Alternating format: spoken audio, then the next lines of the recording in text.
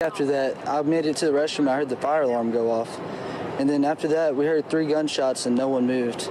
But then, like, shortly after, there was more shots, and then the teacher screamed at us to run.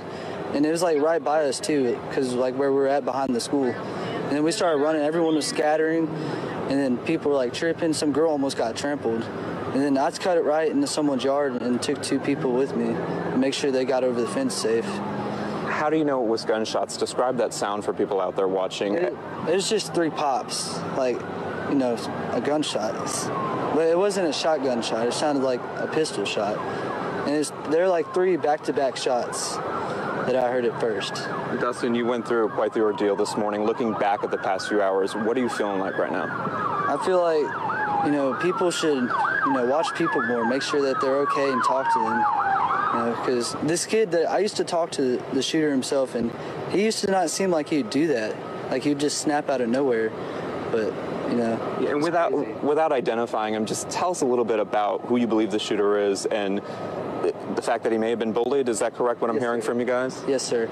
The coaches would bully him and call him names, and he just didn't have a lot of friends either. And then I believe one of the victims that he shot bullied him too. And Jeremy, I'm going to bring you into the conversation because this is a phone call that no parent ever wants to receive. Walk me back to when your girlfriend calls you. What is she telling you that is happening? You're down at work in Freeport, is that correct? Yeah, she texted me, you know, and I looked at my phone. She said, I'm going to pick up Dustin. Somebody shot up the school, and I was like, you know, I thought maybe it might have been false alarm like the last one we had, and then I started getting text messages, hey, is Dustin okay? And I was like, oh, wow, you know, and then I told my boss, I was like, dude, I got to go. I got to leave. You know, my son's school got shot up. And I got to the parking lot, and I started calling people, and I realized it was real. And I was like, oh, my God, you know, but I'd already known that, you know, Dustin called her from a safe location. She was on her way to go pick him up.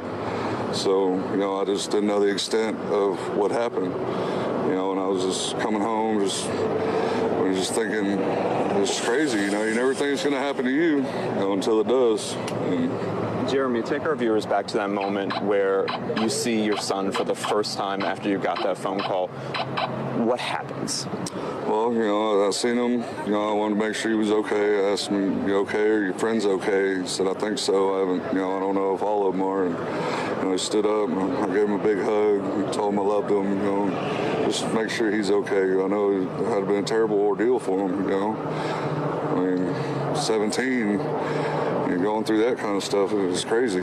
You know that some people didn't make it out of that high school. How grateful are you to see him here standing, being able to have a conversation with us? Oh, I'm absolutely grateful. I mean, that's the first thing I said. You know, prayers go out to those families that weren't as fortunate. You know, I mean, I don't know what I would have done if it would have been him. You know, it would have been a real bad deal.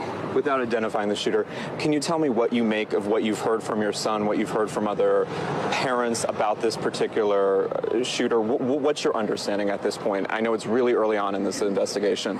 Well, I'm absolutely infuriated because I had to deal with the school district, with him, with getting bullied. I had to go up there multiple times. And, you know, I told him, if you're not going to do your job, I'm going to tell my son to defend himself. And that's what ended up happening, and the bullying stopped. You know, and to hear that these coaches are bullying kids and calling them names and stuff like that, I mean, I'm absolutely irate. You know, that's why I came up here, you know, because, I mean, I was bullied too, you know, and it's just... Jeremy, I want you, if you can, give our viewers a sense of Santa Fe, Texas. I've been down here for stories plenty of times before. You grew up here, from my understanding. What kind of community is this? And when you hear about what happened at that high school, how is this community reacting? Well, I mean, it's a tight-knit community, you know. I mean, I'm sure we'll all pull together and, you know, support each other and just try to get through it best we can. You know, I've been here 33 years, and like I said, we'll pull together and just support each other in any way we can. I mean, that's how we do. I mean, anytime anybody has an issue, we have benefits, stuff like that, to help families out. Well, I can't thank you enough for your time. I am so happy your son is okay. Thank you for sharing your experience with us. Melanie, Art, as you heard, though, that is what we're seeing here outside of the Alamo Gym, just down the road from Santa Fe High School, where parents are coming to pick up their students, reuniting with them. There's a lot of emotion, tense moments out here just about 10 or 15 minutes or so ago. Steve.